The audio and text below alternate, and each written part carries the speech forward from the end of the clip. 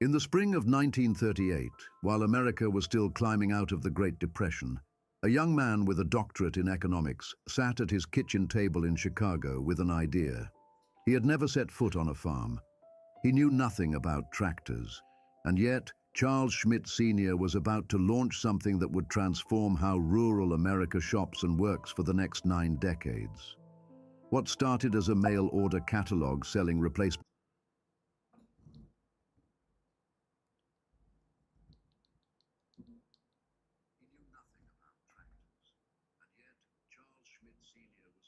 Geen begrip bij gehad. Oké. Hello, hello, hello. Padadam, padam, padadam, pam, padadam, padadam, dadadam.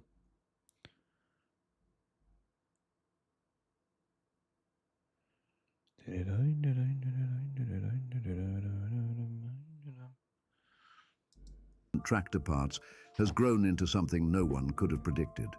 Today, Tractor Supply operates more than 2,200 stores across 49 states, employs over 50,000 people, and generates nearly $15 billion in annual revenue. It has become the largest rural lifestyle retailer in the United States.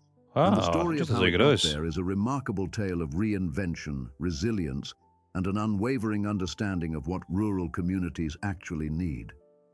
This is the story of Tractor Supply. Wauw, hoe zit deze? A hose, Tractor Supply. No idea. Okay. The farm store that changed local farming forever. Hello. Hello. Charles Schmidt was born in Chicago in 1912. He was, by his own admission, a city boy through and through. He earned his doctorate in economics from the University of Chicago at just 20 years old, but graduating during the Great Depression meant opportunities were scarce.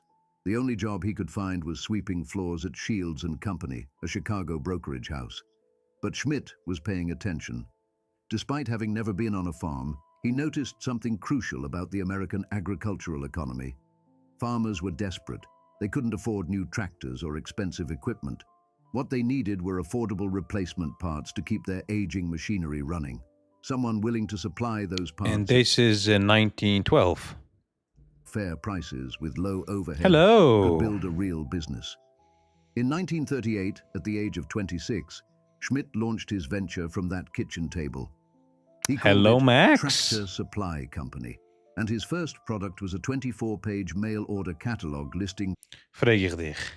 Zat zich ongeheim bij de catalogs. De helft van mijn kennis nog bij Kimman. Tractor Supply, 9, so this is de eerste catalog. Dit 1938, maar dat hoeft een vader. 2,000 items. He named it the Tractor Supply Blue Book, echoing the trusted Kelly Blue Book that car buyers relied upon. His strategy was simple but powerful. Keep overhead low and pass the savings directly to cash-strapped farmers. That first year, working out of his home, Schmidt posted $50,000 in sales. Nice. Demmels. The mail-order model worked, but Schmidt understood that farmers wanted something more. They needed a place to walk in, talk to knowledgeable staff, and examine products before buying. En hij came from Chicago. In 1939, he opened his first retail store in Minot, North Dakota. The location was strategic. Minot sat between Texas and Saskatchewan, two major hubs for tractor owners at the time. The shop wasn't just by the way, another thank you for liking the video. It was designed specifically around the daily needs of farmers and ranchers. But deze is geen store. This is a whatever. Staff understood life on the land. Customers could discuss their problems, compare products, and get advice from people who spoke their language. More stores followed quickly. Between 1941 and 1946, new locations opened across Nebraska, Minnesota, and Iowa. Schmidt had tapped into something profound. Rural communities wanted suppliers who understood them, not just merchants trying to make a quick sale. By 1959, Tractor Supply had grown enough to go public on the over-the-counter market, reaching $10 million in annual sales. Nice. Schmidt had built something substantial. By 1964, the chain had expanded to 100 locations. 100 locations in 1964. This is so interesting. Weil von ein Saat bin ich also wie like, wow, ich meinte wie es nicht nahe, but okay. Success, however, brought complications. In 1969, Schmidt sold the operation to National Industries, and things began to unravel. The new owners didn't understand the rural customer base that Schmidt had cultivated so carefully. 9 years later, in 1978, Fortune 500 conglomerate Fuqua Industries acquired the struggling retailer.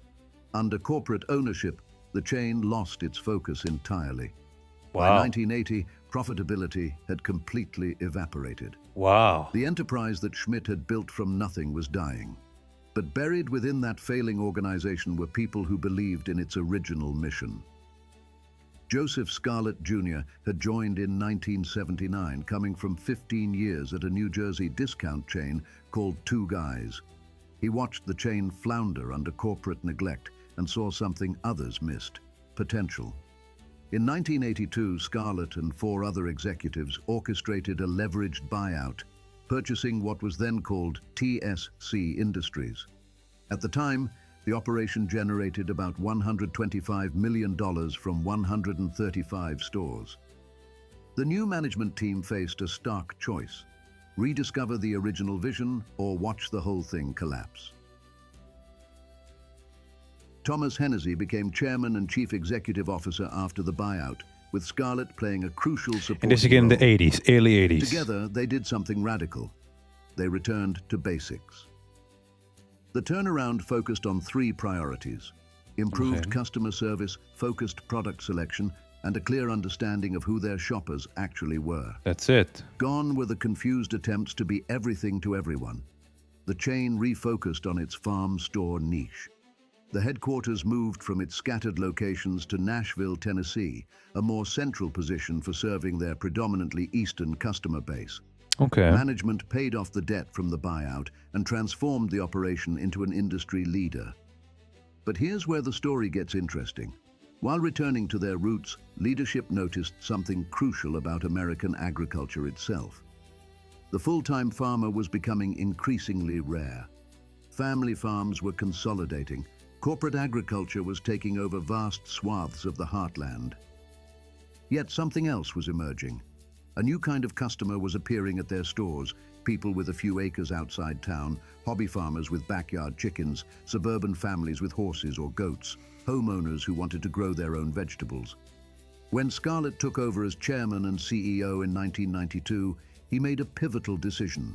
Instead of mourning the decline of the traditional farmer, the chain would embrace this new customer base: part-time farmers, recreational farmers, rural lifestyle enthusiasts. In February 1994, shares began trading on the NASDAQ. The second public offering raised funds for aggressive expansion. The enterprise that had nearly died under corporate neglect was reborn with a new mission. What made the reinvention work wasn't just marketing, it was genuine understanding. The typical customer drives a pickup truck, owns land, keeps pets, and perhaps raises chickens. They might work a day job in town but spend weekends mending fences, tending gardens, or caring for livestock. These customers needed a one-stop shop, not just tractor parts anymore, though those remained available. Okay, so but everything required to maintain farms, ranches, homes, and animals, feed for livestock, fencing materials, work boots and durable clothing, pet supplies, lawn mowers, tools. The slogan became "Life Out Here," and it captured something authentic about who these shoppers were and what they valued. Starting in the late 1990s, the retailer introduced larger store formats of up to 20,000 square feet. Product assortments expanded dramatically.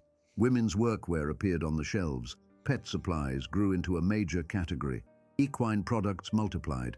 By 2002, annual revenues hit $1.21 billion. Oh, wow. Just 2 years later, sales exceeded $1.7 billion. Fortune magazine named the chain to its list of the 100 fastest-growing businesses. The headquarters moved to Brentwood, Tennessee, a Nashville suburb, reflecting the organization's transformed identity. From the very beginning, Schmidt understood something about rural communities that corporate retailers often miss. These places run on relationships. People know each other. They remember who helped them and who let them down. The chain embedded itself in community life in ways that went far beyond selling products. Starting in 1985, a partnership with the National Future Farmers of America organization brought agricultural education support to young people across the country. That relationship has only deepened over the decades. To date, the retailer has contributed more than $24 million to FFA through various initiatives. In 2022, management committed $5 million over 5 years to the FFA Future Leaders Scholarship, making it the largest agriculture-related scholarship fund of its kind. Nearly 300 students have received these scholarships for use at colleges and trade schools. The 4-H Partnership, launched in 2010, takes a similar approach. Twice-yearly paper clover campaigns in all stores have raised over $25 million for 4-H youth programs. 90% of that money stays in the state where it was collected, directly benefiting local chapters. These aren't just charitable donations, they're investments in the next generation of customers. Young people learning about agriculture today become the hobby farmers and rural lifestyle enthusiasts of tomorrow. Wow. Organic growth wasn't the only path forward. Strategic Scusa. acquisitions expanded the footprint and brought new capabilities. In September 2016, the chain purchased PetSense, a small box specialty retailer focused on pet Never heard of supplies in small and mid-sized communities. Today, over 200 PetSense by Tractor Supply locations operate across 23 states. The bigger move came in 2021. Management announced plans to acquire Orscheln Farm and Home, a 60-year-old family-operated retailer with 167 stores across 11 Midwestern states, including Missouri, Kansas, Nebraska, Iowa, Indiana, Oklahoma, Illinois, and Ohio. The deal faced regulatory scrutiny. The Federal Trade Commission required divestitures to address antitrust concerns. When approval finally came in October 2022, 81 stores were retained, while 85 were sold to Baumgar Supply and Buc-ee Enterprises. The net purchase price of approximately $238 million brought new locations, new customers, and deeper penetration into the Midwest. By the end of 2023, all acquired stores had been Mamy rebranded. schon jetzt. By late 2024, the store count exceeded 2,216 locations with a stated target of 3,000. Wow. Net sales for fiscal year 2024 reached approximately $14.6 billion. The Fortune 500 ranking, first achieved in 2014, has been maintained every year since. The product mix has evolved to match customer needs. Livestock and pet supplies now constitute roughly 50% of total sales. Non-discretionary items that people purchase regardless of economic conditions. Digital sales have surpassed $1 billion annually, with nearly 80% of online orders fulfilled by physical stores. The Life Out Here 2030 strategy aims to expand the total addressable market to $225 billion. Plans call for 90 new stores annually and continued investment in distribution infrastructure. As of early 2025, 12 distribution centers covering over 4 million square feet serve the network. So how did all of this change local farming? The answer lies in accessibility and understanding. Before retailers like this existed, farmers had limited options. They could drive long distances to agricultural suppliers, order through slow mail channels, or simply make do without what they needed. Small-scale and hobby farmers were particularly underserved, too small for the big agricultural suppliers, too specialized for general merchandise stores. The model that Schmidt pioneered and his successors refined filled that gap perfectly. A store in a small town means farmers don't have to drive an hour for livestock feed. It means the part-time rancher can find fence. Right. So the zaak is, so it's gewoon different, right? Tractor supply. Not that is going up and down, like so again, mamish, like we went in the 80s, in the low 80s, other in the 60s, I'm not sure. So is given the them teruggegapt, is I'm like ideas, whatever. So again, it's interesting. It's an interesting store. Ze is klein, ze is niet een grote store. Ze is gemaakt van tools als je wat, but I guess for the local farmer is een zeer sterke zaak. Supplies after work. It means the family with backyard chickens has somewhere nearby to get advice and supplies. The community involvement amplifies this effect. When local 4-H chapters receive funding, young people learn agricultural skills that might otherwise be lost. When FFA members get scholarships, they pursue careers that keep rural knowledge alive. The Farmer Veteran Coalition Partnership supports former service members transitioning to agricultural careers. Grants of $1,000 to $5,000 help veterans launch farm businesses, strengthening rural communities with new energy and talent. Charles Schmidt died in 1996 at the age of 83, wealthy and respected. After leaving the operation he had moved to South Florida and started a second career as a banker, eventually controlling a 27-bank chain. Wow. He donated generously to universities, hospitals, and art centers. His $10 million gift to Florida Atlantic University, matched by state funds, built a 75,000-square-foot complex bearing his wife Dorothy's name. But his most enduring legacy remains the enterprise he started at that kitchen table in 1938. What began as a city boy's clever observation about farmers needing affordable parts became something far greater, a retail institution that understood rural America better than almost anyone. Today, when a hobby farmer walks into one of those stores to buy feed, or when a rancher picks up fencing supplies, or when a family gets advice on raising their first chickens, they're participating in something Schmidt could never have imagined. They're part of a community that stretches across 49 states, serves nearly 40 million loyalty members. Oh, wow, some Michigan numbers. 49 states. Meint sie sagen, wie nicht? Das hat mich schon gesehen. Wie ist Tractor Supply nicht? Continues to adapt to whatever rural America needs next. The tractor parts business from that Chicago kitchen table didn't just survive the Great Depression, corporate neglect, and radical changes in American agriculture. It thrived by staying true to a simple principle: understand your customers, serve their real needs, and become part of their communities. That's how Tractor Supply changed local farming forever. And 87 years after Schmidt wrote his first catalog, they're still doing it. They don't. Maar ik zoek nur als de... Ze hebben schon catalogs gehoord. Ja, ik heb schon 1000-mal gesucht. Gib mir dat catalog von das. Kannst da reingehen in the store, hast the catalogs,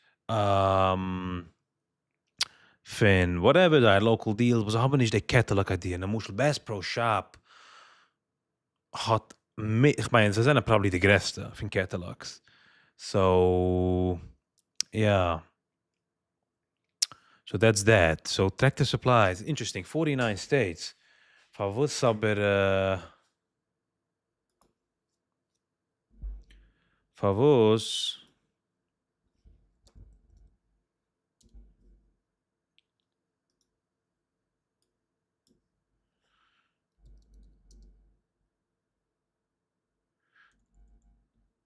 come on, which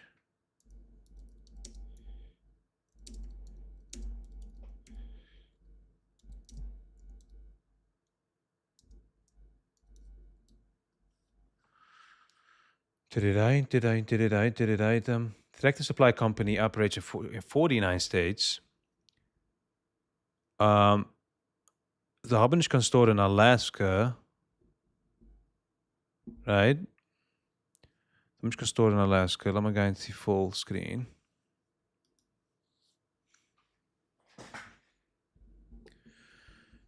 So, nog eenmaal. 50 states. Obviously. So, meaning there is one US state, right? So, there isn't, since you can Alaska was, and then if you include US territory, there's Columbia. So Hawaii, Washington D.C., Puerto Rico. So das sind die andere Stores. Warum haben sie nicht, why not in Alaska?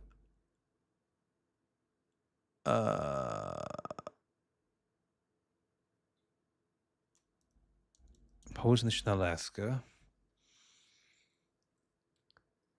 So Tractor Supply doesn't currently have any stores in Alaska, and there's no official company statement exactly why. So I guess, I don't know, so lohnt sich sein nicht. But it's ganz, kannst du do farms. Lass mich fragen, what's the, ich frage der Kasche, what's the farm rate in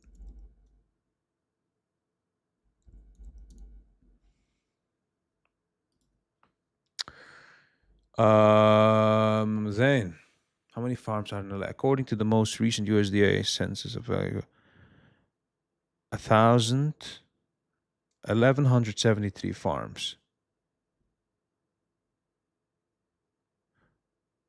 So mamish weinig. Alaska is the largest US state by area. I didn't know that. But only about 0.2% of its land is used for farming. So it's pity. So, as do in simple terms, farming in Alaska exists, but it's relatively rare compared with many other U.S. states. Okay, so let's say, the live is just a nice chill. If you want to chill with us, you can chill. In which state is... Ja, so fragt man das?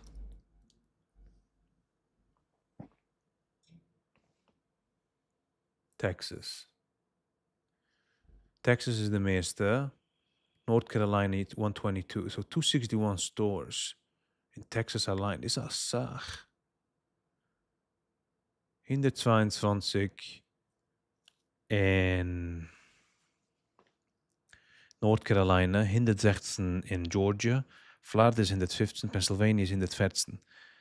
It's a lot. Ich meine, das ist eine Sache in 261 stores. Wow. Sehr Sache. In short, if you're looking for the state with the most Tractor Supply stores, it's Texas by a comfortable margin, right? So Tractor Supply, it's big, but they don't have catalogs. They still know Tractor Supply does not generally send out large printed product anymore, right? Historically, the company did start as a mail order catalog business back in the 1980s, so some freaks in the video. But today, you typically won't get a full-size paper cat in the mail from like, it's blah, blah, blah, Bass Pro Shop.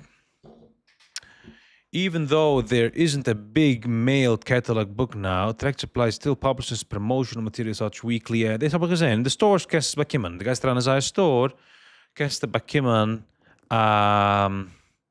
As a flyers, whatever. Namushel, get a cake. Namushel, Bass Pro. Bass Pro Shop. Ja. Can they online? I don't think so. Fishing.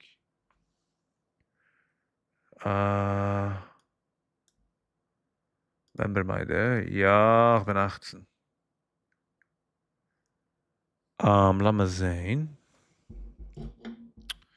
Ich meine, man kann sehen. Ich weiß, man kann sein Catalog. Lass mal sehen. Can you browse?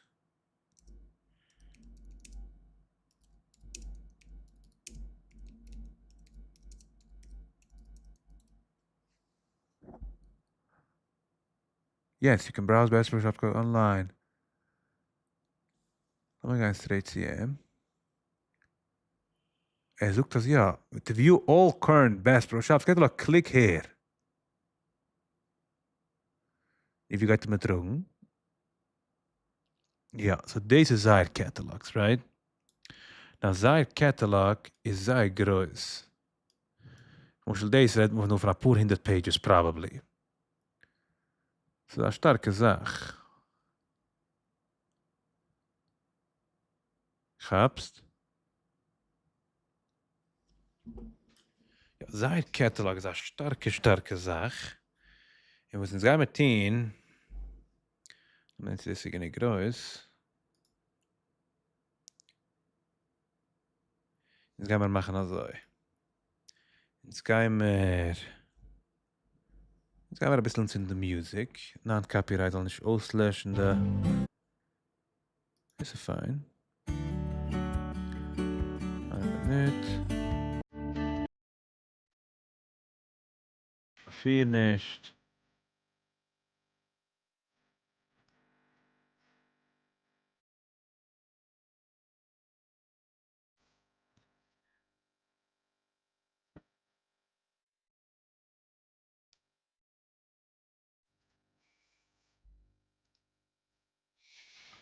Kijk, this is our catalog. Maar ik weet niet, we kennen even veel pages do.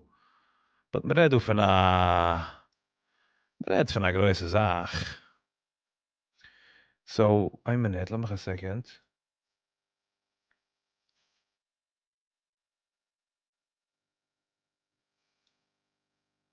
Ja, ik ga een beetje, we kennen hier normaal, whatever. Okay. So this is our catalog. So this is our hunting catalog. En ik heb het door. Is een mooie ding, is een crazy. Aber this is our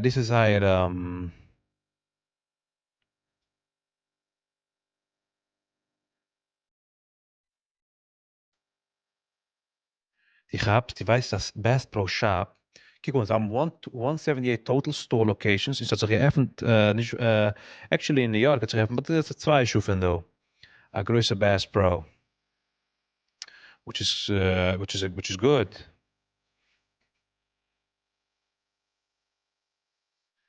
Die kent zijn video van zijn en hem de gun daten.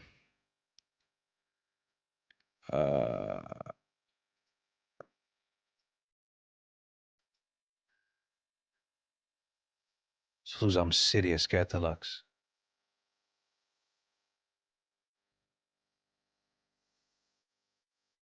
Oh, the cap. Hello, Max. The cap. Laat me eens doen. Ga eens doen. Zal ik eens brengen?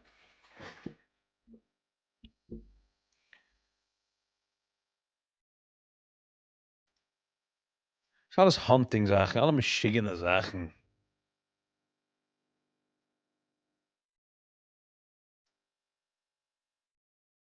Nee, doe nicht mal ein Cap, by the way. Aber es ist sehr detailed. Die gab's da, die tragst, ja. Die tragst daran, Menschen sehen das, sie wissen, sie kicken the boots, so an insulated, und so an, also, they color mit jene color, especially for hunting, in whatever, right? So, a catalog, die tragst daran, is sehr detailed. Kijk, on the prazen, the information regarding the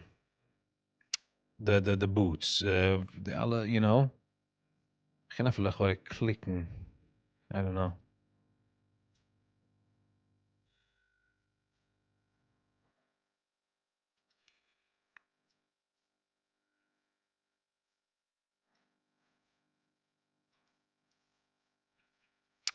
So Ira, I'm not doing hunting, verstehst? But mer redu fin serious stuff. Du kannst mischen du a ganzen Tag, a ganze Nacht.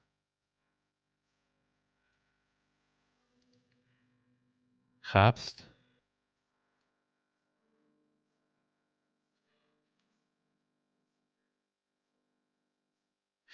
Das liegt sehr sach detail in a catalog, liegt sehr sach details.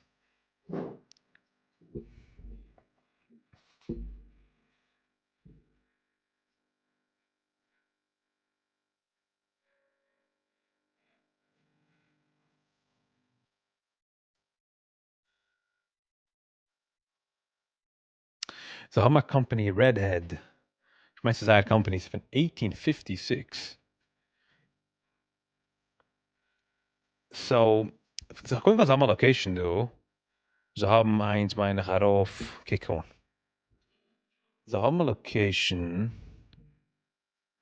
Ist der online, ich finde, wie mir gerade online catalogs.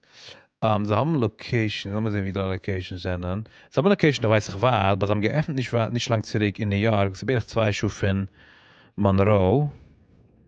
Shop Canada, sie haben in Canada auch gestohlen. A second.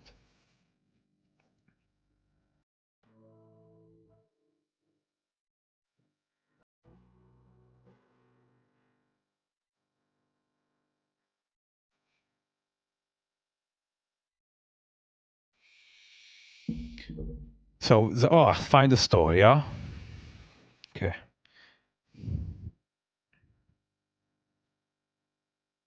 Irgendwo in PA, right, you got it. So, irgendwo in PA ist gewesen Cabela's. Cabela's ist, sie haben sich zusammengestellt mit Bass Pro. Und jetzt haben wir schon kicken, von wann haben sie sich zusammengestellt, von wo haben sie sich zusammengestellt. Ist probably do a video von dem. But ja, sie gewinnen 2 Schuhe du, so auch 2 Schuhe Tage. In den Jahr, lass mal sehen, was sie haben. Alaska. Weißt du, man kann nicht machen Tractor Supply, aber Bass Pro ist da oben. Arizona, Arkansas, California, Colorado, lass mal gehen bis New York, right?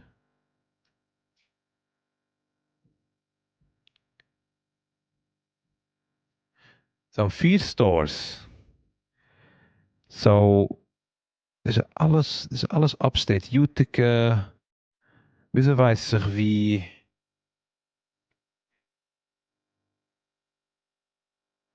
der nice Store von sei.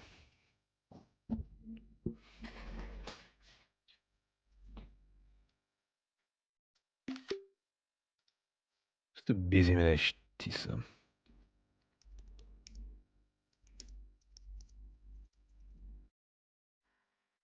Closest to which one is where, yeah, which.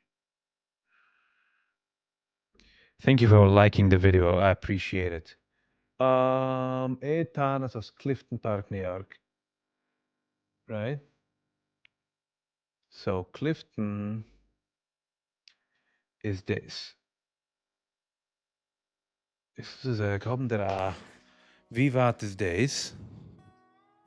Check on Google Maps, close stores near you. Ja, aber ich habe schon gekickt, the GDP hat mir geholfen. So,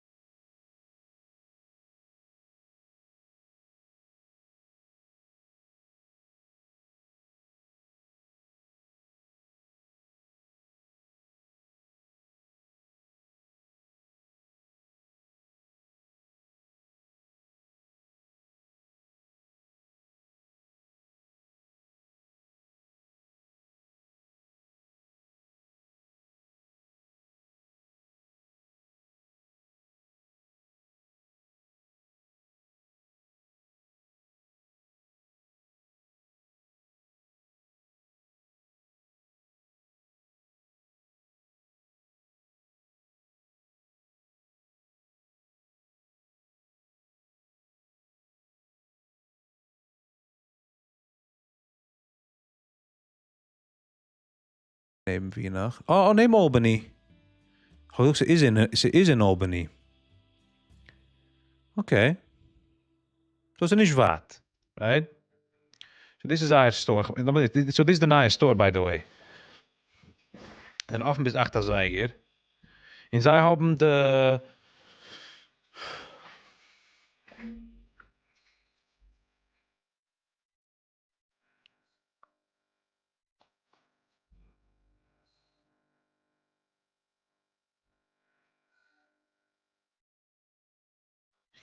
So Bridgeport, Connecticut is closer. It's a bit of shoe. Ja. Shoe in het zijn.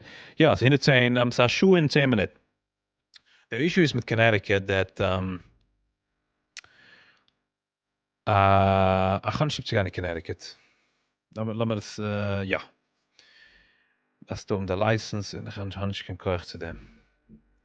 So laat me zijn, de January Club Flyer, Annual Great Outdoors Clearance. Oh, dat wil ik eens doen, dus laat me zijn. Staat ook eens oben seine Sachen. That's it, 2 pages. Okay. Well. En hoe zit het?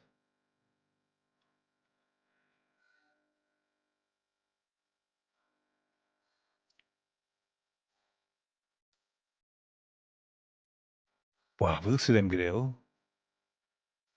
Een grill.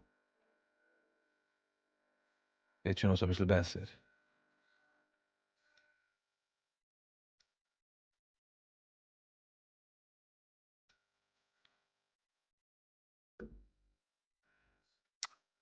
Geer. So this is our store in Clifton. Steist? So, ga zo getracht van gaan in Connecticut, but gaan sleep. Laat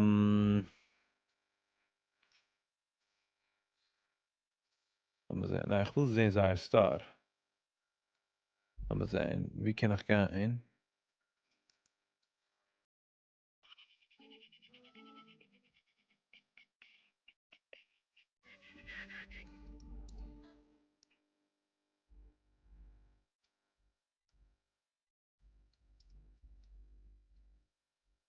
Ship.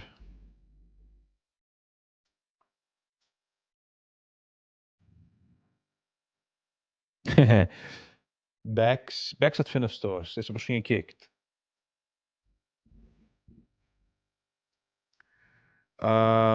So what do we do? So zij zoeken als is... so wait a second.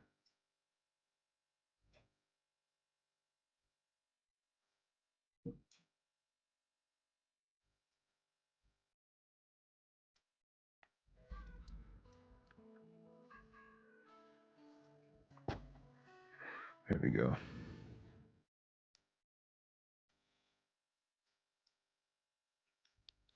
Deze is haar star. Ik zoek dat niet.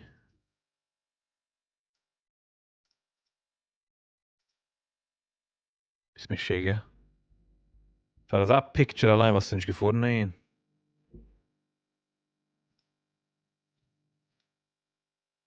Look, there's a next level. It's a nice store. It's geöffnet 4 months ago. Whatever it is, they picture. The tier. Die ganze Masse.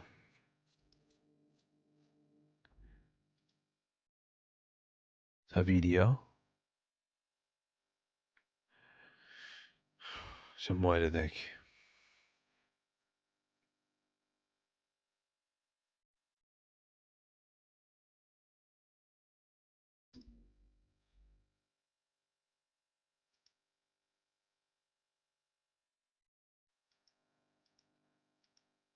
Come on. Mooi digite store, nee? Beschikbaar, maar dat is alles zo.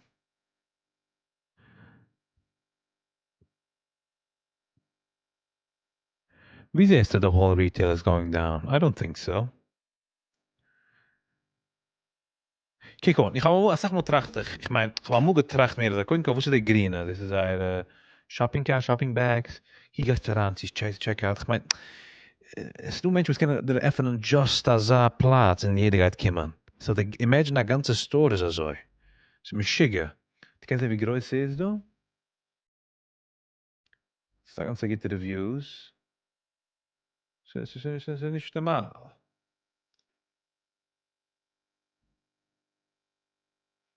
Was ist das?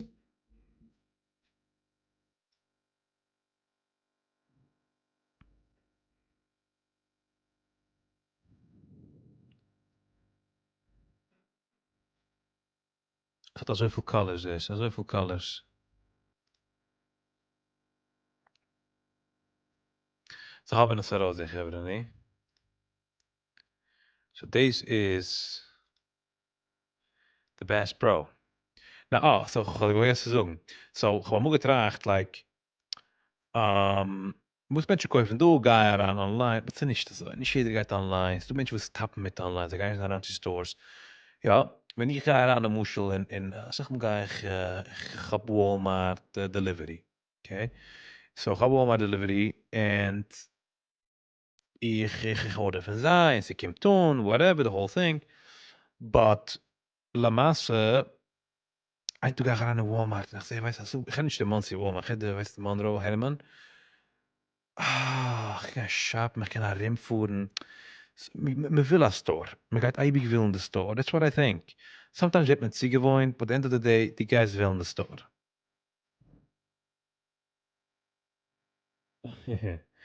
So, ich will ein Tag ja Bass Pro. Ich mach da a Cabela's, but again, it's, wenn es gehen, a Jahr zurück, mehr, a Jahr halb zurück. Ja. So,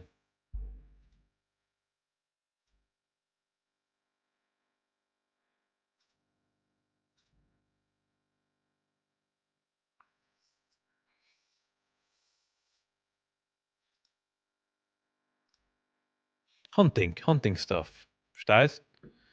So eine Meure dick. Hunting and a Meure dick. Should we see like, lass mal sehen, was noch so haben. Hehe, verpeißt sich, huh? Lass mal sehen. What do we know? Darf noch Steffen Buc-ee's. Hallo, Buc-ee's is de Sach. So, wir gaan kijken etwas wegen Buc-ee's history. Let's do this. Buc-ee's. Buc-ee's. Here we go. Ik doe toch Buc-ee's. Stop it. The cult of Buc-ee's. Ga ik kijken Buc-ee's history, right? Wat moeten we hebben? Beaver was my This is clean. Yeah, it looks good.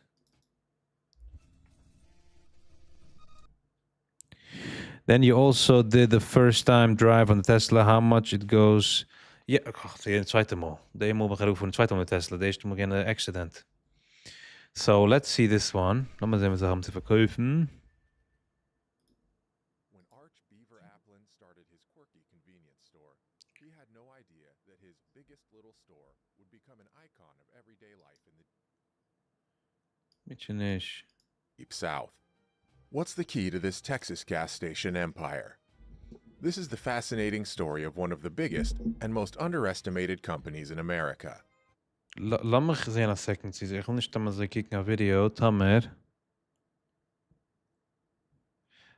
This is 3 years ago, 50,000. Schwach. Give it a second. Let's see. Maybe it is interesting. Welcome to Intellectual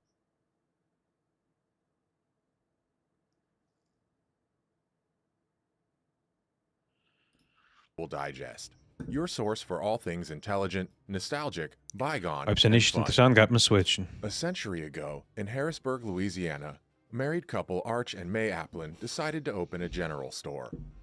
The Applins sold just about everything in their store, from dry and leather goods to medications, shirts, beef, and hammers and nails. Arch and May's flagship store was a big success, mostly due in part to its strategic location. The small town of Harrisonburg, Louisiana, is situated on the west bank of the Washita River and was a hotspot for weary travelers. For those who were going east to Mississippi or west into the hill country, you had to cross the Washita on the ferry that docked near. There you go. What is the store? Never heard about it. Do they have no location here? Nein, Buc-ee's is meer. Wenn die Fußtrip mit Florida kannst du mal Buc-ee's. Wenn die wenn die guys Texas, weiß der Florida hat, das ist mehr the South. Main Street in Harrisonburg. Arch and May's store just happened to be on Main Street, and everyone who crossed the river needed to stop at Catahoula Parish's biggest little store. Arch and May took a lot of pride in their store, and they wanted different kinds of customers for Buc-ee's. Arch Applin's biggest little store in Catahoula Parish, as the sign out front read. Yeah. Arch and May sold unique products that those travelers couldn't get anywhere else at the time. Lemushel. Arch and May sold turnip greens from their own garden and syrup made from their own sugar cane. Arch even raised cattle and pigs, and so he built a smokehouse on his property to butcher and cure the beef and pork for sale at his store. It didn't take long for the biggest little store to become iconic Wow, and can you raise necessary this? in Arch and May's little corner of the South. I'm an unabashed meat lover, and I could go for some Arch and May's beef right about now. Or some of that sugarcane syrup on pancakes. How about you? Me? Years later, Arch and May's son, Arch Jr., remembered fondly. It was so good that the salesmen coming from Alexandria, Monroe, and Natchez, Mississippi, they'd put their order in for so many hams and so many pounds of sausage. How sweet is that? May gave birth to Arch Jr. in 1925, and Aw, he was basically born 25. and raised in the store. May nursed baby Arch in the back room, while Arch Sr. took care of the customers. Arch Jr. put in a lot of hours at the store as a regular employee. Things were good in the Applin family, even as the Great Depression and World War II approached. During World War II, Arch Jr. left to serve in the Pacific Theater, and when he came home after the war, Arch Jr. went right back to the family business. Arch Sr. and May were doing good business and had become local celebrities. But Arch Jr. wanted something bigger and better than his parents, the store, and Harrisonburg could give him. He went to college and went to work as a teacher and This is a basketball problem. coach. This video is a problem. Because this is not echte pictures. But let me go better. Soon, Arch Jr. and his wife Loretta moved to Lake Jackson, Texas. Arch Sr. and May missed their son, but they kept the family business thriving. Arch Jr. inherited both of his parents' entrepreneurial talents, and he parlayed these skills into a successful construction business. Arch Jr. left his teaching and coaching jobs and worked full-time in construction, building churches, post offices, apartment buildings, and the new subdivisions that were built for soldiers. Wie lang wird er schon im Kipperfickes? Tut sich in der Welt. Einer baut das, einer baut das, einer geht auf a business, einer geht weiter. It's the next level. Returning home from World War II and their growing families. The 50s were an exciting time for the Applin family. The biggest little store continued to be popular and useful. In 1958, Loretta gave birth to Arch Applin III, who, just like his father, was raised in the family retail business. Die When he mask visited habe ich Arch geschrieben. Sr. in May, little Arch III would do anything to help out, from pumping gas to stocking shelves. Arch III was always pestering his grandparents to let him run the cash register, but they said he was too young. As he got older, instead of going to work for his grandparents at the biggest little store, Arch III graduated from Texas A&M with a construction sciences degree. Would the Okay. biggest little store be able to grow without an heir once Arch Sr. and May retired? Would Arch Jr. ever be able to leave his construction business behind? The 60s and 70s went by in a flash for the biggest little store and the Applin family.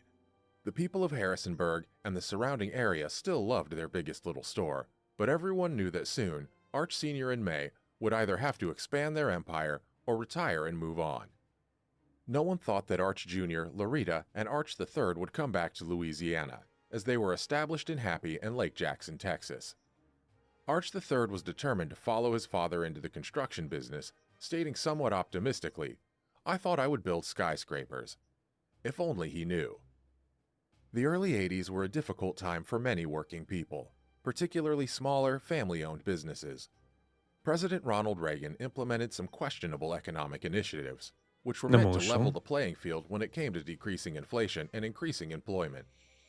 These initiatives were referred to as Reaganomics, and the objectives of Reagan's plan were to reduce government spending, reduce federal income and capital gains tax, reduce government regulation, and tighten America's money reserves to help reduce inflation. Yeah, right. This plan failed miserably and only served to make America's situation worse by widening the income gap, reducing economic mobility, and causing the national debt to triple. Yikes. You would think that a little regional family business like the Biggest Little Store would flounder, because so many of these small businesses did go under in the 80s. But the exciting saga of the Applin family was just getting started. The 3 generations of the Applin family somehow managed to utilize Reaganomics and the resulting economic recession to their advantage. The Biggest Little Store was about to get bigger and get a new name to boot. I would love to hear Biggest Little Store. Zie wie groot dit is. Weiß wie groß dat Buc-ee's is? 120 gas pumps. Family stories. If any of you watching and listening are from Harrisburg, Louisiana, and you or someone you know are old enough to remember the early days of the Applins and the Biggest Little Store, I would love to hear your stories in the comments section. In 1982, 2 years after he graduated from college, 23-year-old Arch III, to whom we will now refer as Arch, was struck with an idea. Arch had his eye on an unused, available property near a busy 4-way stop sign on the county line between Lake Jackson and Clute, Texas. Arch spoke to the owner of the property, who just happened to be A.G. McNeese Jr., a wealthy banker from Houston. McNeese sold the property to Arch, whose plans for the business were simple: to follow his parents and grandparents into the convenience store business and to provide folks with cheap ice cream and clean bathrooms. Arch, along Yeah, with his some cleaner bathrooms, by the way. Ze are saying a Buc-ee's bathroom is bright, gross, and clean. business partner Don Wasik opened their first convenience store and gas station at 899 Oyster Creek Drive in Lake Jackson on July 28, 1982. The name of that store was Buc-ee's, which came from a most interesting source. Arch got the name Buc-ee's from his childhood nickname Beaver, which is a reference to Buc-ee Beaver, the animated mascot for the popular 1950s product Ipana toothpaste.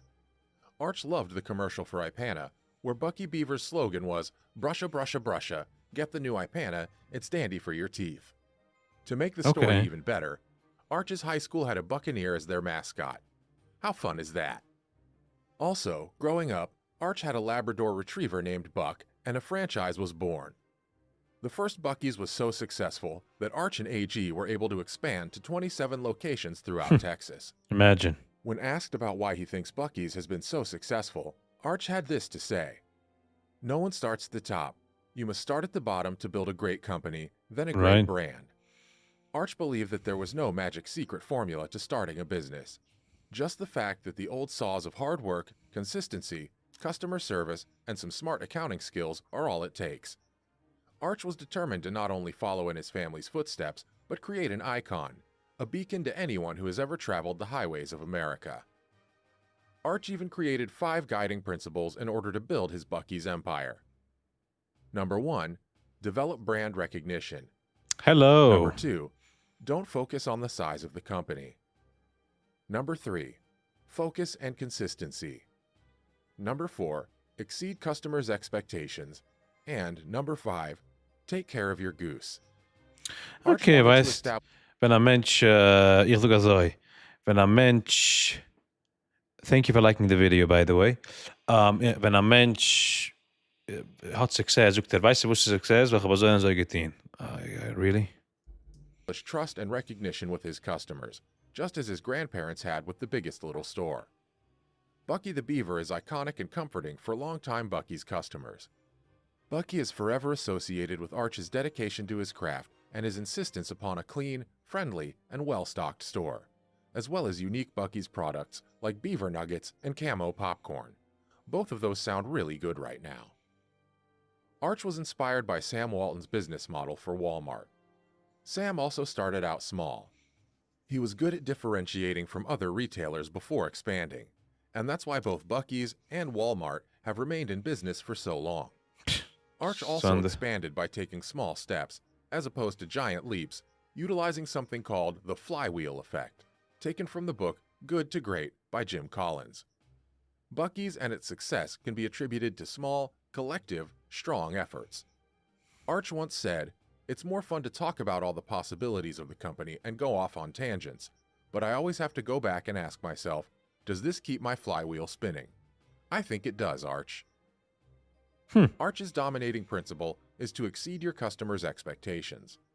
Arch's mantra is... So, een second. Laat me zien, ik ga het gaan doen. Ik heb de history van hem. Hier wil zijn... it's actually ganz interessante history. Bis er het ongehoben. Let me see. Hey everybody, I'm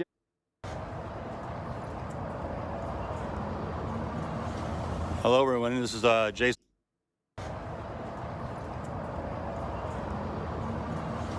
Hello everyone, this is Jason Voorhees with the Telegraph. I'm live at the Buc-ee's opening. Here's some of the 116 gas pumps, and we're going to walk inside and see what it has.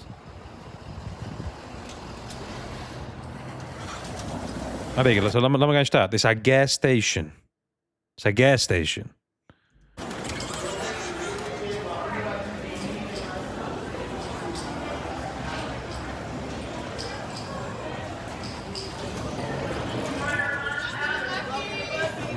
There's our reporter, Becky. Mis met de masks, toe. Dus zullen gooien de... Laat me zien wie ze is.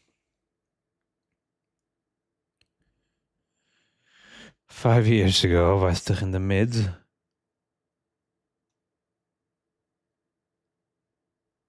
Nog eenmaal. Opened Wednesday morning at... Right, but wie was when? Is ook niet wie.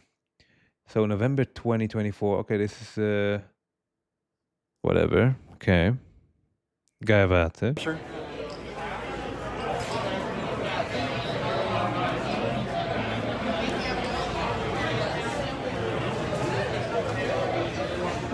We're going to start over in the food snack aisle.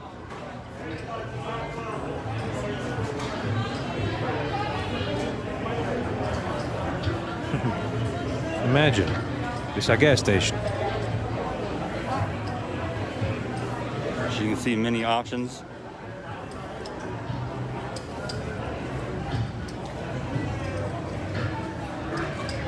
Wenn die Fuß kan flarden en die mag daar staan in de midden, die als daar store, die dat is niet meer van hem. This is a stretch. 58,000 square feet. I will attest it is quite large inside.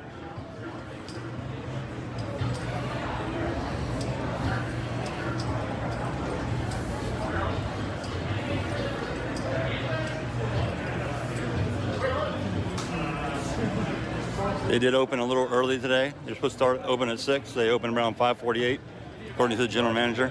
Dan moet staat misschien af. Ik heb hier de titser. Ja, je gaat een beetje kijken deze. Die gaat zich daar wand en die haast, we kan kwetsen daar, en zit dit schrijven kwetserij.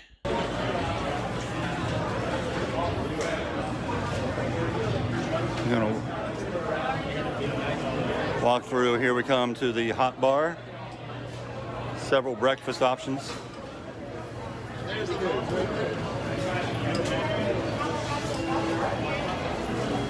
So, zij machen frische, alles is frisch dort en alles is clean. Zij machen frische sandwiches auf dem Platz, brisket, in zijn schrein dat mess is ready.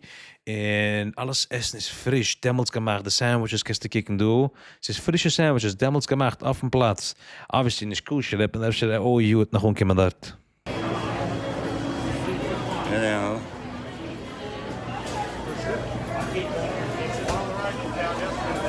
here comes the bakery section.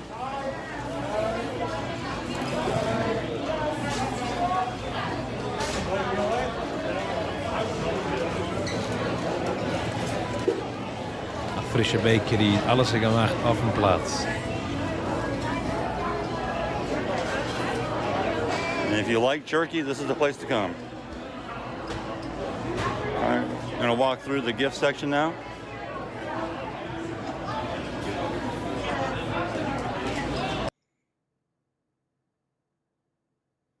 That's all right, blank audio. That's all right. It's having the music if you're in the store, if you're copyright. But die zegt hoe de guide voor. wacht and he's not done. The gift, kijk gewoon.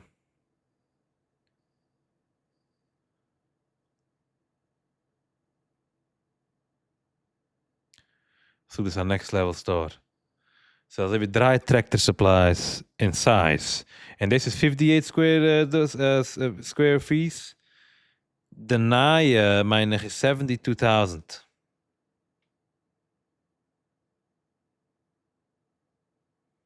Goed, it's no end.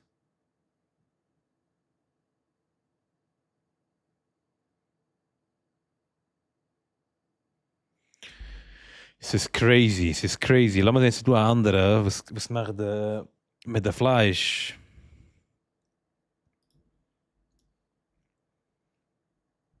Hey everybody, I'm Josh. And I'm Rachel. And today we're at the largest convenience.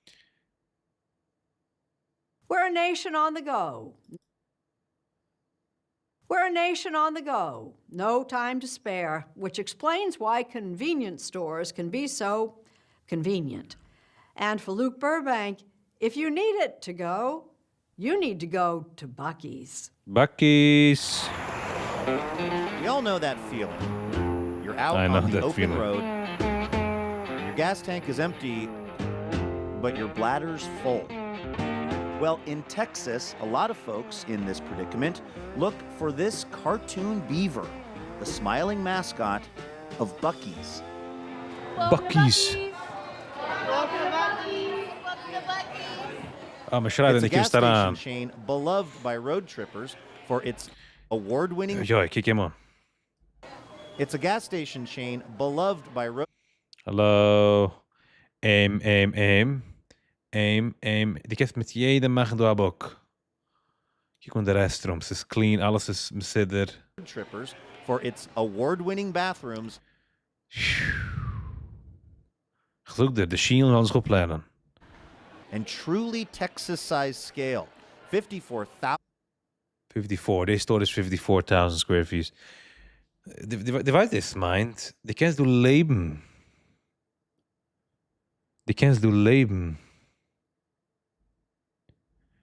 I'm a net. Ein second.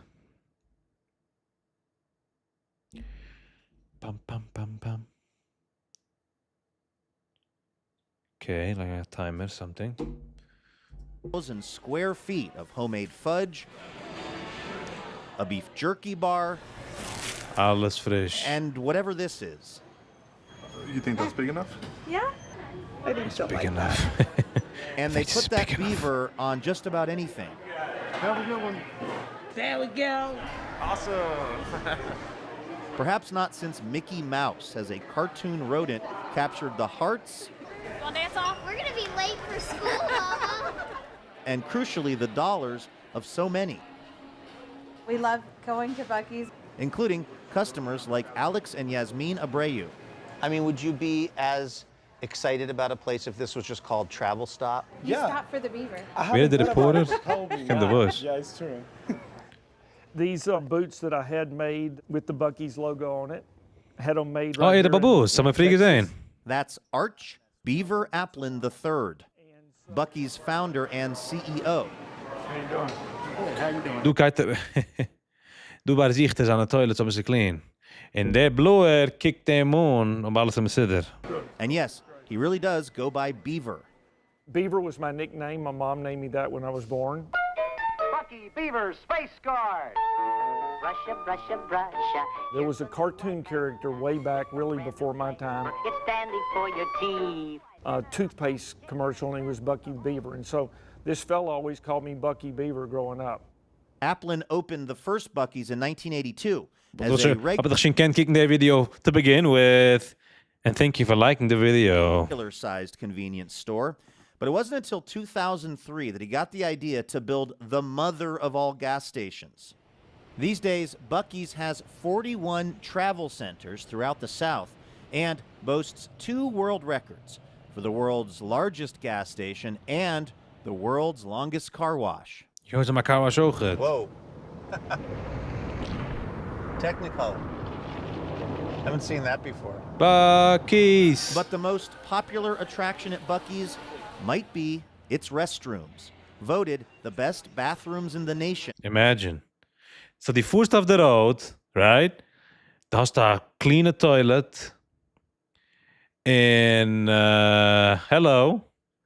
And die hast du... Dit is dat stap. En als ik ken dan koosje de steak... Met niet een steak, wat is de Fleisch? Ist mir was für ein Cup, nee. Brisket. Wo ist denn nicht das? Zoek der. Back in 2012. Lots of space, tile floor to ceiling, well lit. Applin designed the restrooms himself. This is very spacious, very private.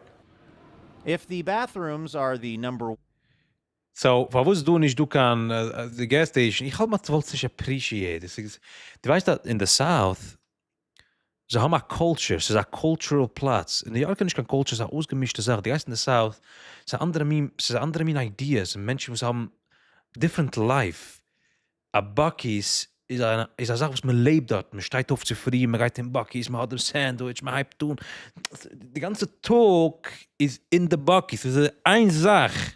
One and number two reasons Clean. for going to Buc-ee's. The number three might be this. Fresh chopped brisket on the board. Brisket on the bar. Look at that. In 2017, Buc-ee's hired 8-time world barbecue champion Randy Pauly as its director of barbecue. Oh, wow, I got a name tag and everything? We're gonna do this right. How'd I look? Is Wait that right? a minute, wait Luke. a minute. We're gonna have to do a little Texas on you. Okay. Oh, yeah. There we go. Look at these bad boys. It's Pauly's job to teach new hires how to break down a brisket. So these are gonna be logs that we're gonna chop up. And what we do is we do front to back, X pattern, and you'll be good. Okay. You're at the helm, so it's you're the lead. I got fresh chopped brisket on the board. Fresh chopped brisket on the board. In this case, it turns out, actually my first rodeo. That looks How was that, boss? fantastic. All right. So this is one Kannst of du your get favorites. message. Yeah. After almost 40 years in business, That is wonderful. Thank you. Beaver Applin and his very private, very camera-shy business partner, a guy named Don Wasik, still owned 100% of Buc-ee's. It wouldn't change the experience. No investors, no board of directors, and that's exactly how they want it. Any more fresh than this. Thank you. Yeah, it allows us total independence to do what we think is the best, and we don't have to answer to maybe a suggestion of how could we cut cost. Hey, welcome to Buc-ee's. It's probably one reason why the starting wage for employees at this gas station How are you today? is $15 an hour, All right, your total's gonna be $19.21. with benefits. Did you ever have a moment where you thought, wow, I made it. It happened? My dad, I could always tell he had a little bit of concern. Are you okay? You sure are building these big? This went on many, many years. But when I saw in my dad's eyes that he wasn't concerned anymore and he felt like we had made it, then I think that would be my moment. Oh, Applin is now taking Buc-ee's national, with 6 travel centers outside of Texas and plans for many more. He's betting this unapologetically Texas institution can work beyond the borders. kijk wie groot dit is. Eindos, gas station, it's pumps, noch eins, en du hast da de grootste store. Riesige Parkenglad, kannst parken, kannst skimmen, kannst nicht wo du willst. A riesige Platz. Buc-ee's. Of the Lone Star State. And he could be right. After all, when you've got to go, you've got to go. And there just might be a cartoon beaver. I know a place. So, wenn die fuhrst erop, so, ich war gefahren nach Florida, ist du eins in South Carolina, but ich habe es gemisst. Ich weiß, ich kann versperrt der Highway dort, wir haben gesagt, die Roads. But, 100 Mal weg von Florida, von de Buc-ee's Florida, is schon gestanden signs. Ze gaat naar Buc-ee's, ze gaat naar Buc-ee's. Buses welcome, days welcome. Weißt du, was ich mein? So, sie machen gute Marketing. Verstehst du, Muschel, du... Bas is af kan naar aanfitten. Ken je de Bas kan je aanfitten de ex aan dat neben Monroe, verstehst? So that's that. But ja, verstehst? So Buc-ee's is a Sache für sich. And things not. Every time I'm in Texas, I make sure to go to the best gas station on earth, which is Buc-ee's. I went to their location in New Braunfels, Texas. This gas station is huge and they truly have everything you can want. I love just walking around the store. They have lots of Buc-ee's in Texas merchandise, which is always fun. My dog Nori Frisch. Ich habe einige die in der Fridge. Das ist frisch. Jetzt gemacht. love the 2 dog toys I've gotten for her on previous visits. They have fantastic food and drink options as well. They have soda fountains and coffee stations with everything you need to make a delicious drink. Some of my favorites are their fudge, jerky, fresh brisket, and meat sandwiches. I always buy some fresh candied pecans for a snack while on my trip, and I buy their variety pack of caramelized nuts to bring back home with me. While you're there, you also need to say hi to Buc-ee Beaver as he's super friendly to everyone. Every time I'm in Texas, I make sure Top 5 things in Buc-ee's. Beaver nuggets. This banana pudding was really nice. Oh, don't sleep on the chili lime flavor. This one is my wild card. And then sweets. Everybody loves the fudge. What do you like? What I miss? Top 5 things. What's so great about Buc-ee's? I mean, this is a crazy amount of fueling stations. The Sevierville Buc-ee's has everything from cute clothes to cow-themed decor and tumblers with inspirational quotes. I do love quirky socks, and yes, I always rather be with my dog, so I totally bought these. Say hi. The company's most successful marketing campaign is the fact that they have very clean restrooms. They won some national awards over the years, and I have to say, if you haven't been to their restrooms, it's a pretty amazing experience. Not only are they absolutely flawlessly cleaned all the time, the bathroom stalls are in and of themselves a private room. They are separated by very thick layers of concrete. The doors are actual doors with solid handles, ones that you would find in an actual home. And there's always someone in there 24/7 making sure things are being run right and everything is cleaned perfectly. The company's most successful... Imagine. Vreeg ich dir. So like showers. Da wir ja trucksta for a shower. Like showers, like 18 showers. And man like daran am Quader and man kann noch a shower. The company...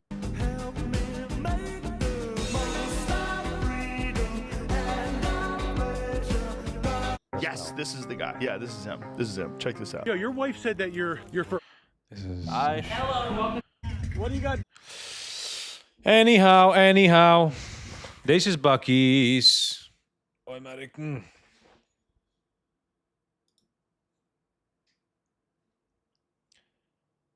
Yeah, this is him.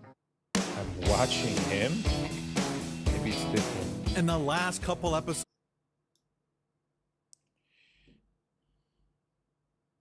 It's laden with queso. The 3-meat sandwich. It awoke a child. We're in the middle of nowhere, Alabama. We're in the middle of nowhere. Kijk gewoon, ins gaan we dit watchen, but oime spart in zo in copyright. Am I right? Alabama today, and we're going to be trying to live the next 72 hours with the rednecks of the Deep South. Oh!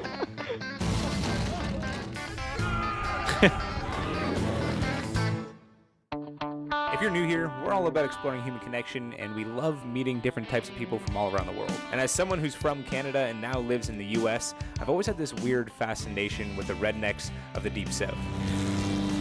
But recently, this curiosity has grown even more after watching far too many videos than I'd like to admit of something called noodling, which is basically where you reach into a hole in the river and pull out these massive catfish with your bare hands. Look at the size of this thing! Oh my God! And I was obsessed. So I did what any rational person would do, and I booked some last-minute tickets for me and the lads down to Alabama to do some noodling.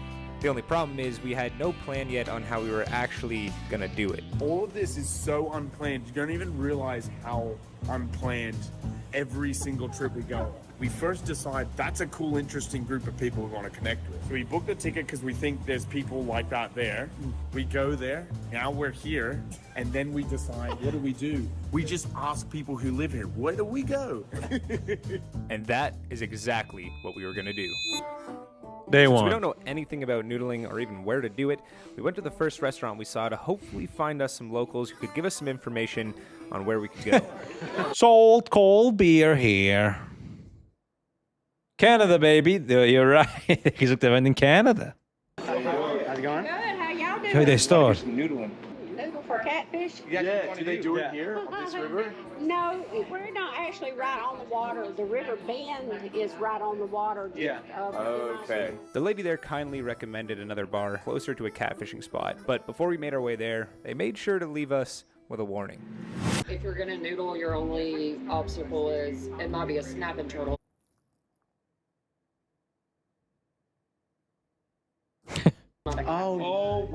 Yeah, that's a smaller one. I've seen bigger ones. Look at Whoa. the jaw on that thing. So what are the odds it's a snapping turtle? 9 times out of 10, you do get the catfish. 9 times out of 10. 9 times. 9 times.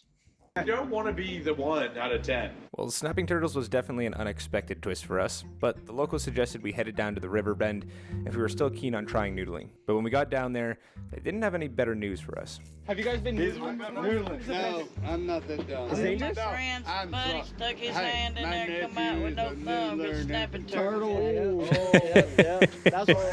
Is there any safer places to do it? Da sitzt schon den ganzen Tag. What's the definition of redneck? My collar's blue, my neck is red. Be safer. Now at this point, we were really starting to question if this was a good idea or not, but we didn't come all the way here just to stop now. So we went into the bar to chat with some more locals to hopefully find some more positive views on noodling, and that is when we met this guy. I want to know how in the hell y'all found this guy. I don't know. Noodling? We want to I got the guy. No, wait. My wife over there, her cousin does a lot of noodling around here. Oh, yeah? He's the guy. Hey, y'all want to go noodling? We can set you up something. Yeah. Now, I wasn't sure whether to feel excited or terrified that we might have actually found somebody to go noodling with, but apparently we came here at the perfect time as he was already on his way here. So, after a quick game of pool with our new friend, it was time to meet our man. This is Bobby, and Bobby was our ticket to making our noodling dream a reality. All we had to do was convince him to take us with him. If you got any excuse to do it, we would love to join you. What's the biggest you've seen? 139 pounds. Oh, wow. And if that thing is turning, how do you stop it? Once you're trying to get him out of the hole, it's not coming. Yeah, it's like it's on. It's on. It's I on. might be standing here, and the hole goes all the way to that car. Oh, really? So if you can fit yourself in there, then you try to get in there. But if not, I've got a pole. I can run that pole up in there, feel around, and he'll bust that ass right there. Wow. Tomorrow, I don't think I can, but Sunday would probably be a better day for me. I mean, if you're willing to take us out, we'd love to join you. All right. Hey, Really great to nice meet y'all, to meet man. you. Y'all be safe. Thank you, too. Okay. Well, with noodling locked in on Sunday, we now had a whole day tomorrow with nothing to do. So naturally, we headed back to the River Cafe for some food with the hopes of meeting some more locals. Für den Platz. Ich will es nicht an den Platz. Ich meine, just sie sitzen und verbringen an dem Platz. Just give me this place. That's what I need. Bring us on some more redneck activities for tomorrow. And there's one specific thing that we had in mind that we wanted to do. Do you know anybody that would take us shooting guns? Oh, yeah? Now this is Todd. And what we didn't know is that he was exactly the guy that we needed to talk to if we wanted to experience the redneck culture. What kind of guns do you have? All kinds of guns. AR-15s, AK-47. We spent some time getting to know him, and before we knew it, Tyler's Canadians accent had the wissen rest nicht, of was the crew coming by to chat with us. Where are you from? Where are you from? You ain't from around here. Australia. Oh, yeah. Yeah, y'all don't have guns over there. Y'all up a long time ago. Yeah. It's usually like what I know about guns is from Call of Duty on the PlayStation. When do you want to shoot guns? When do you want to shoot them? Do you want to go outside and do it? Are you free tomorrow? I can be. Really? Yeah, I want to go. Sure. And I have 2 extra bedrooms. Wow. Y'all are welcome to stay there. Actually, I have a couch too, so nobody has to sleep together if you don't want to. I prefer to sleep with someone. After an hour of banter with the lads, we locked in not only a day of shooting, but also a place to stay, when yesterday we didn't even have a plan at all when coming here. But it wasn't until we were on the road driving to Todd's house when the fog of excitement started to clear and we started to question what we were getting ourselves into. We are currently following a random man from a bar deep into the woods right now. Who's more trusting? Inhoppingskanaanunk. He's pretty trusting to do this. No, he has a gun. He has a gun. There's one that's there ready to go. Whoever wants it. I'll set this one up. In the bed from the south. This is a D&W bed. Bed. Look, come here. Bed. Come in here. Wait, I've never had a grown man pull me into a toilet. When are you most vulnerable in your life? Probably in the toilet. Sit on the toilet? Yeah. Come here. Come Okay, here. Come here. Come here. Wait. Look behind the door. Move behind the door. Holy shit. That's how I live, bro. Because the only time I don't carry my gun is when I'm taking a shit. So I've got that in case something happens when I'm in the bathroom. Daarom ready Can we eens. ask you why you're willing to let us crash at your house? Yeah. Why? Yeah. Because I think what y'all are doing is awesome. I'm a pretty good judge of character. Yeah, we were saying that. We're saying, who's more trusting? You trusting us or we going there? We're like, definitely you. Because it's three guys. Look at the size of the biceps. Hey, when I take my shirt off, I'm You're jacked. Now, we've stayed at a lot of strangers' houses on this channel before, but this one might be one of the funniest situations we've had so far. I think it's safe to say that tomorrow is shaping up to be quite the entertaining day. Ett hier met de... Okay, it's ready to fire. All you gotta do is pull the trigger. Just get a good grip on it. Hold your other hand. Mag je er beslaan? Do I close my left or right eye? Keep a good grip on it, or it's gonna fly out of your hand. What, like that? Like this? No. Either way. When I open the other eye, it looks like the gun's somewhere else. Dus gaat ze bounce, meine ich. Oh.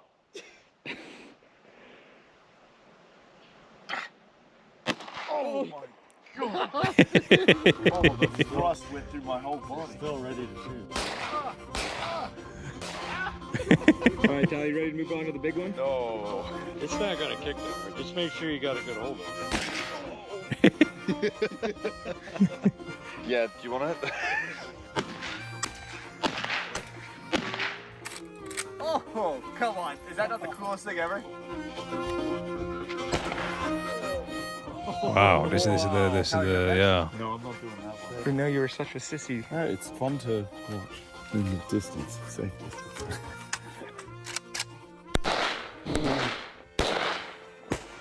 Stop it. I'm when you get to know the gun. Turns out, shooting guns wasn't the only thing that our new friends had in store for us today. Wat was het?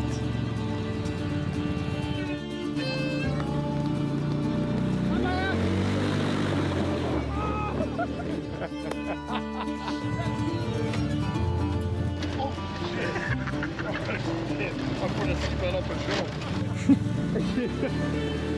my god.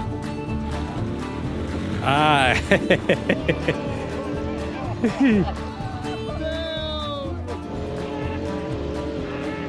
Look on his face is priceless.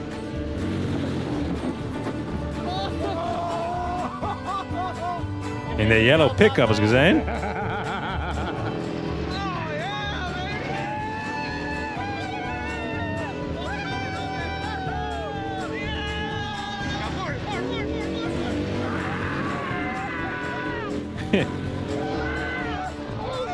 Oeh.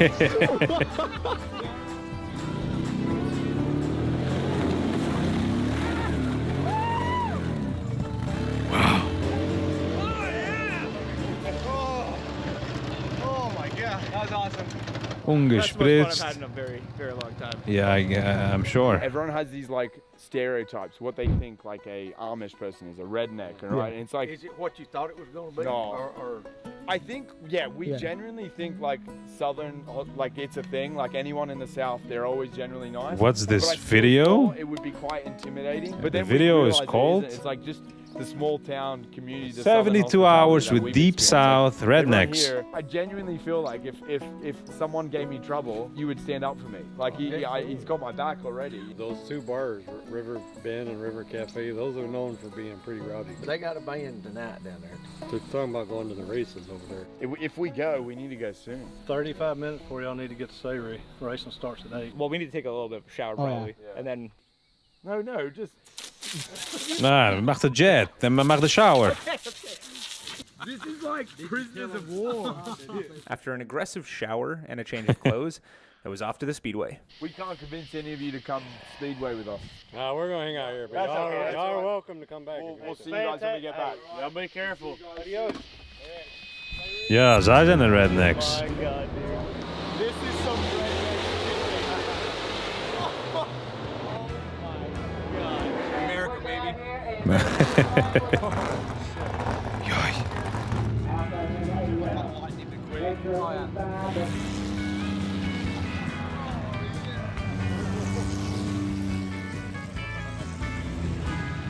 We should go and ask if we can get in the what's the safety car? Safety car. You just volunteer. Well, we'll just go on. Gelijk heb ik het time voor dat kalte coke in de freezer. Let me see.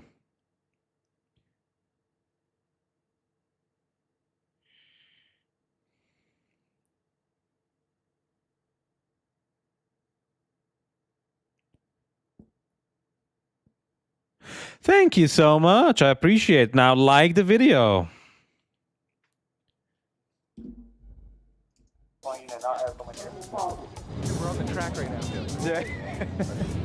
Is there any chance we can come in for the next race? Nah. Yeah. How about next week? We're only here this one time. One of you can. What else? Go, Get your feet in there. Oh, yes, sir. Where you from, Canada? From Canada, yes, sir. This one over there, he's from Australia.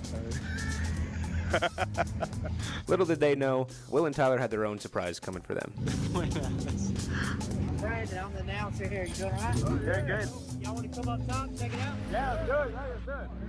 This is crazy. Racing. You know what? This is a perfect example of just ask. Okay, met de eggs genomen, man. And I'm from Australia. Australia, you're Will.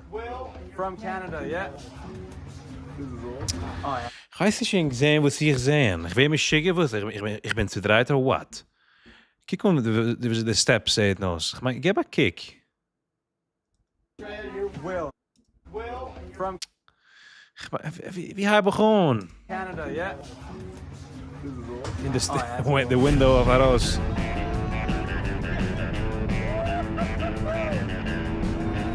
Race fans, if we talk about people coming from far away, we've got Tyler all the way Tyler! from Australia here to watch the races at Savory Speedway from the land down under. Then we got William all the way from Canada. What do you think so far about Savory Speedway? One of the funnest nights we've had. We've only been here since Thursday, and this has been great. We've had such a good time.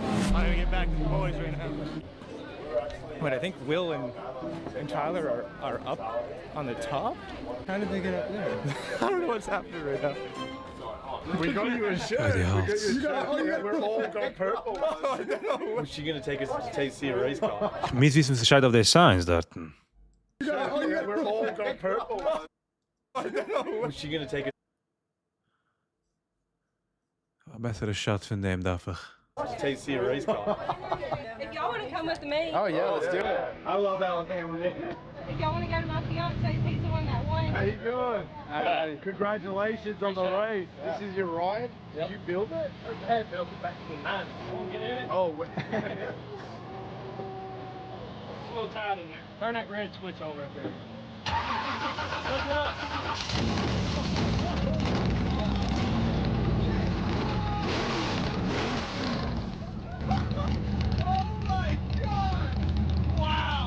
What do you guys do usually after to like celebrate and stuff? Drink beer. Drink beer? Go. Oh, damn. Beer. Oh!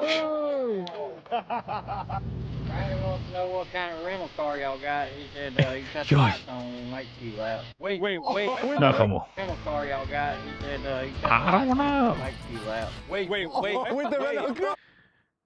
I guess New York, there is too much money-minded and peer pressure. People, which they can live like, yeah.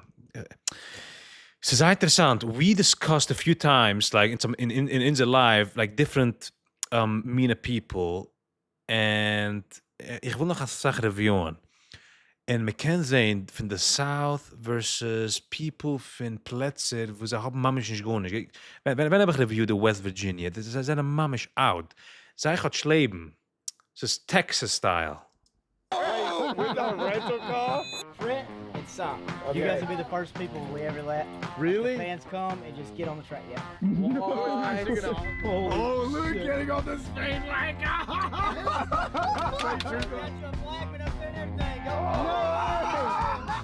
No way! Oh, they're racing too. Oh my God! Ready? Hell yeah.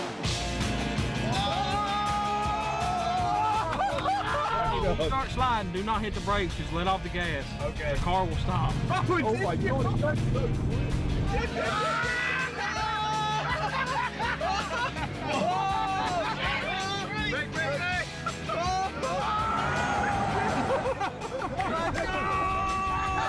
Be careful, we're in a rental, remember that.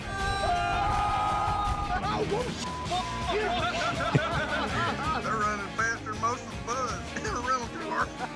Oh my God, oh my God, oh my God. Brad, stay away from the side. You yell, Brad,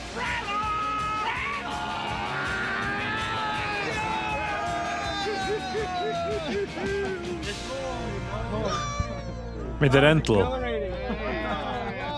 That's a blast. Oh my God. Bring the trophy in. Here's the checkered flag. We got to take y'all pictures.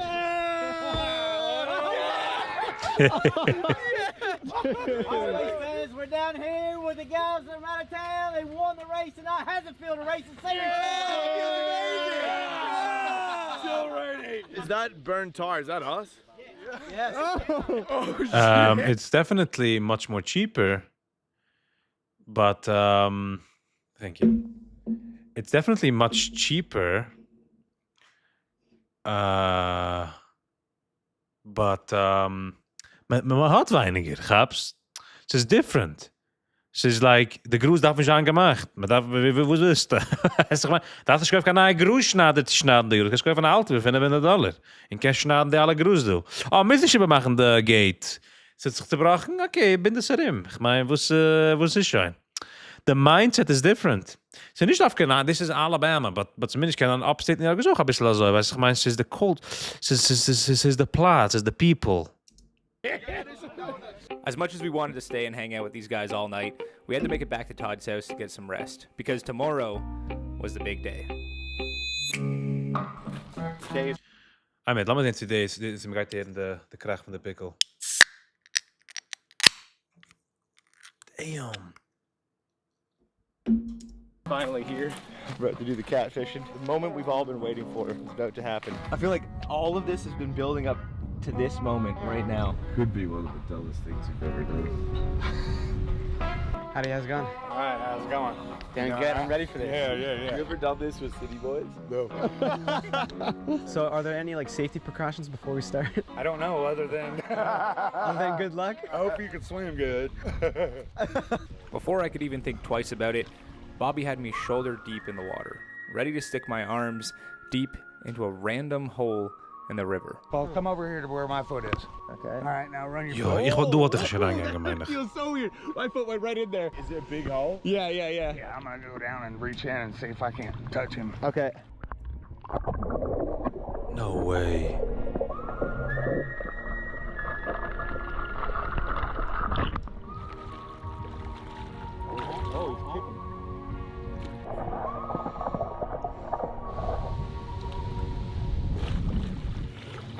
I didn't feel him. How deep is the hole? I mean, I've run my arm in there like that with the pole. Holy Brad, why don't you try and put your hand in that hole? If he's not feeling something. I gotta put my arm in there and just wiggle it around, eh? Yeah. This, Brad. 1, 2, 3.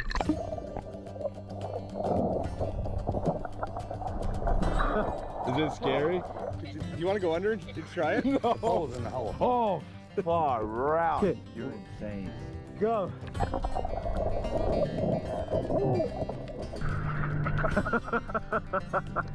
Oh, you've been down there for... Oh my God.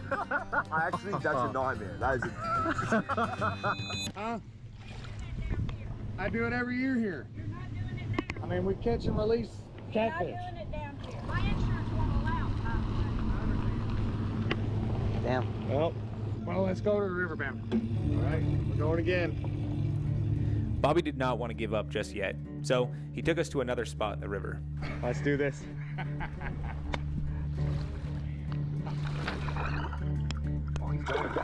He's going for it? Let me tell you, it's a strange feeling watching your friend disappear into a murky lake. Maybe because you're not sure if they're going to come back up with a fish or a missing finger. Is that a hole? Even though we weren't having much luck at this spot either, Bobby just wouldn't quit.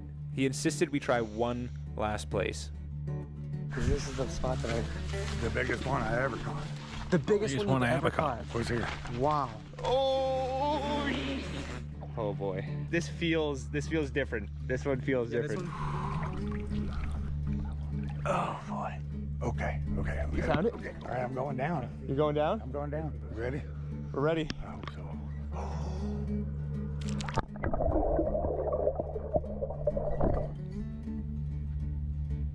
The suspense is killing me. Yes, seriously. So zij gemeen daar searchen for the turtles, nine.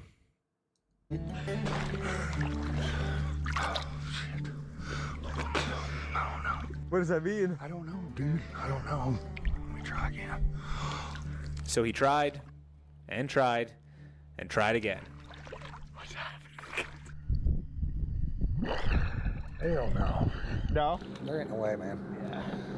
I'm sorry. No, don't worry. Honestly, do not be sorry. This has been a blast. Yeah, but I was really hoping I could put you guys on something else. No, dude, we'll come back again. Yeah. Genuinely, don't worry. No, this has been an absolute blast. I might have to cut the hook off. And that's the end of it, folks. We're cutting the line. Sorry we didn't get the... No, that'll still be a memory of a lifetime. I've never failed, man. We didn't fail. We went on the adventure. That's Ah, ze hebben gewoon de The video failure. isn't about catfishing. The video is about going down to Alabama and meeting the real people that are here. Like, you made our time here, you know, and everyone we've met along the way. Yeah. Catfishing didn't mean anything. It meant us being allowed to be with you and spend time with you and learn what you like to do. Yeah, that's cool as hell, man. I'll put us together something good next time. Oh, yeah. We're ready. Well, we made our way back to Todd's house for one last night before heading back home to Austin. When we got there, we were met with a nice surprise. The whole community had come over for a party, which we learned is apparently a regular occurrence around here. So on a regular Wednesday night, people just roll up like this. Could be Yeah. Tuesday night, Friends. Saturday night. Don't matter. I don't know if mine's What? But nothing got me more excited than when they started playing one of the most classic redneck songs on the banjo.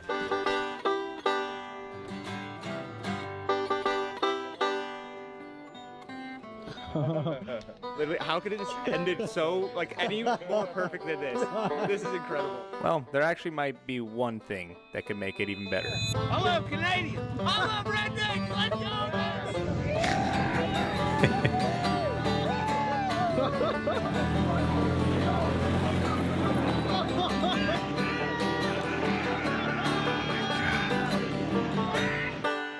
Oh man, I'm done got drunk. That was amazing. That was awesome. Wow. Wow. Crazy. The life in the south is op its next level. Weer is een zaai. If you're new to this channel, I make videos about exploring the power of human connection. And recently, I've been inspired by... I'm in New York today, and I'm going to be spending the next... Really?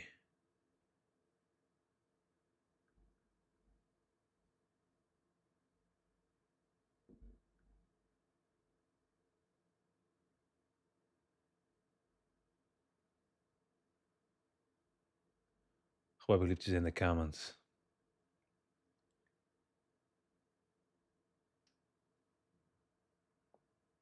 Oh, het bekend toch de video?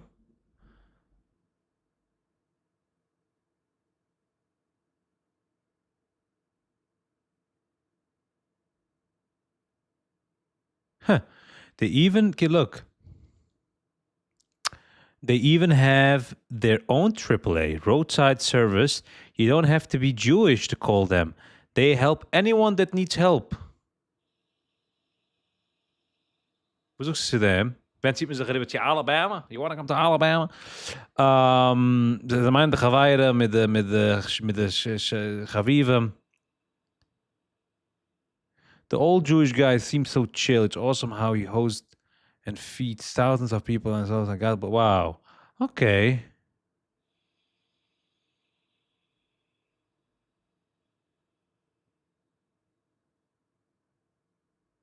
Geer. So ze geworden als they upload. So 4 days ago.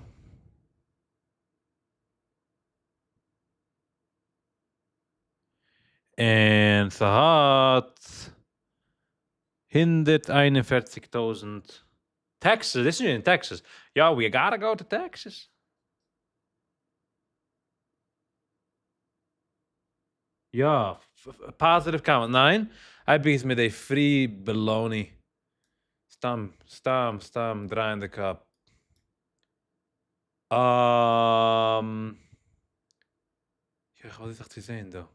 Ik ga niet gaan zaten. It's too much. Eastern Kentucky is the real stuff.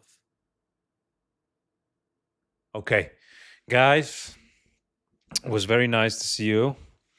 Like, subscribe, share, and I'll see you next time.